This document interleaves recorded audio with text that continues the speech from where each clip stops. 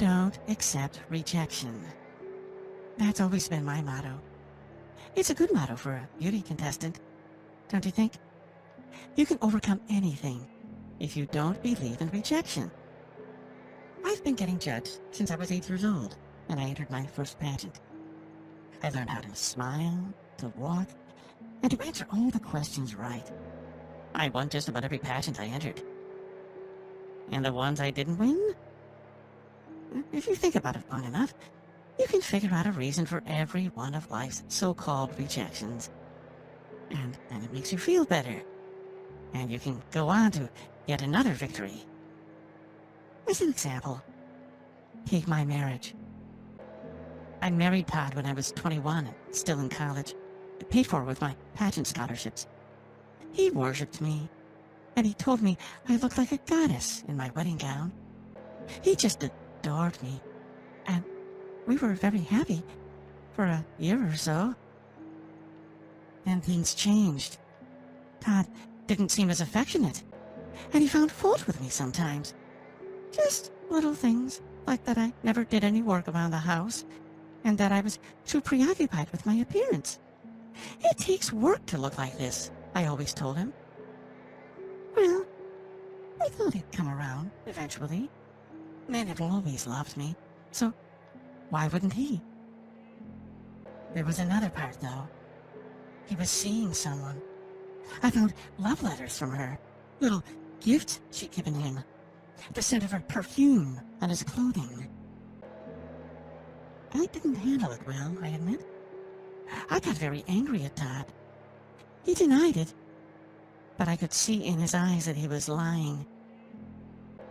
Looking back, I acted foolishly. I took an overdose of sleeping pills. I know, it was a silly thing to do. I just wasn't thinking right, though. Long story short, I slept for a long time. And then I woke up, and I had the answer. Todd wasn't rejecting me, Sally Withersfield. He was rejecting Sally Withersfield, beauty queen. He was intimidated by my beauty, charm, and poise. The poor boy, he simply didn't see the real me.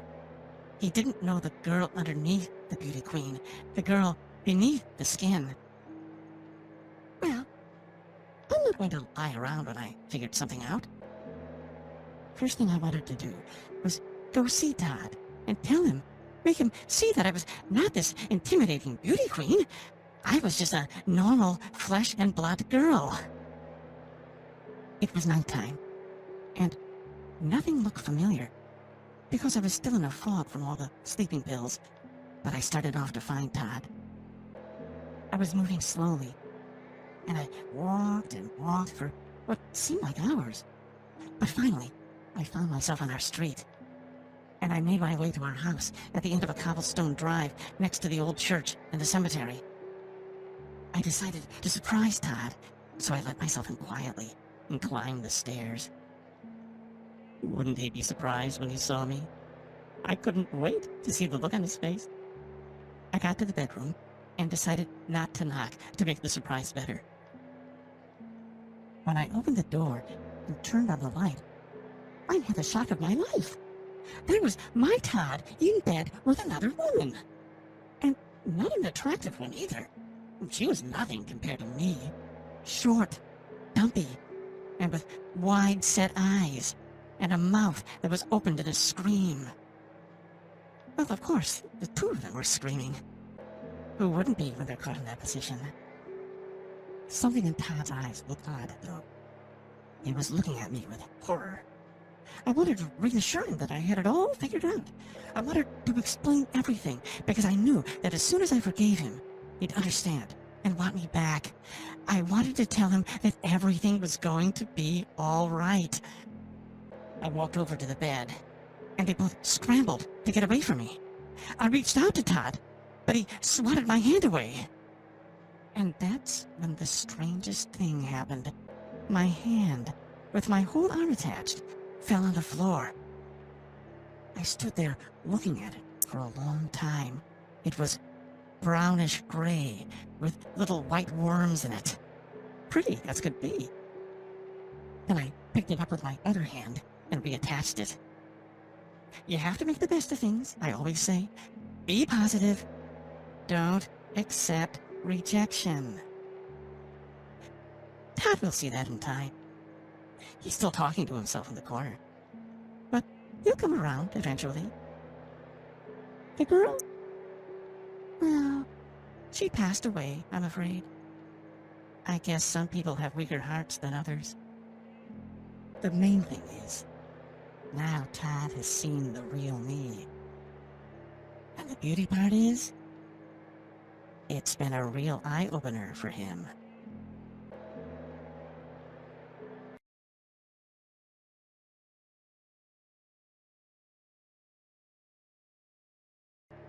Sweet and low. What I like about you, honey, is that you're not fake. Thanks, sugar. There are so many fake women out there. Fake breasts, fake hair, even fake butts. I hate anything artificial. Yeah, it's better to be real. Like, your breasts are real, aren't they? Of course. They're the way God made them. Nothing fake about your body, right?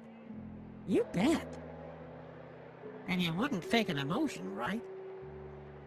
What do you mean? You wouldn't fake being in love with me, right? Of course not. Why would I do that? To convince me I'm the only one you've ever loved? So that I name you as a beneficiary? And you'd get my money when you poison me? Sugar, why would you think that? Because I hired an investigator, and he told me you've been a suspect in several cases like that? That's a lie. Is it? He gave me some convincing proof. Copies of marriage licenses, court records, newspaper clippings. Everything about you was fake, starting with your name. Oh, sugar, don't believe that. I bet he faked all of those documents. He's lying to get a big fee. Oh, well, you'll have a chance to tell the truth soon. What do you mean? That glass of lemonade you just drank? Spiked with poison. It should be kicking in any time now. If you tell me the truth, I might find the antidote. What? I was wondering why it tasted so bitter. Why would it do a thing like that? To get at the truth. But why? What's so great about the truth anyway? The truth is boring. Oh? It is. I was a nobody. A plain vanilla girl with buck teeth. When I learned how to lie, it gave me a new life. A whole new... Say, what about that antidote? Tell me more. You did want to pull that insurance scam, didn't you? Sure. I did. What was the harm? You're an old guy, and you had a good life. It's time for you to move on. I gave you some thrills for a while, but now you need to go. And I get to enjoy myself for a few more years, till I find the next sucker. Will you get that antidote now? Why should I? Because I told you the truth. That's what you wanted, wasn't it? Maybe. What do you mean? Well, like I said, the truth is boring. Maybe it's more fun to lie. Listen, I'm dying here. I need that antidote fast. Come on, give it to me. No, I'm enjoying this. Lying is so much fun, honey. What do you mean? Oh no, you mean you're lying about the antidote? You don't have one? That's right. You see, I'm not so sweet. Her lips turned purple, then her face swelled up, and she fell on the floor, writhing. After a few moments, she lay still. He stepped over her and walked to the door, then turned. Her eyes were wide open in horror, but they were staring at nothing. Her face was starting to turn an ashy color.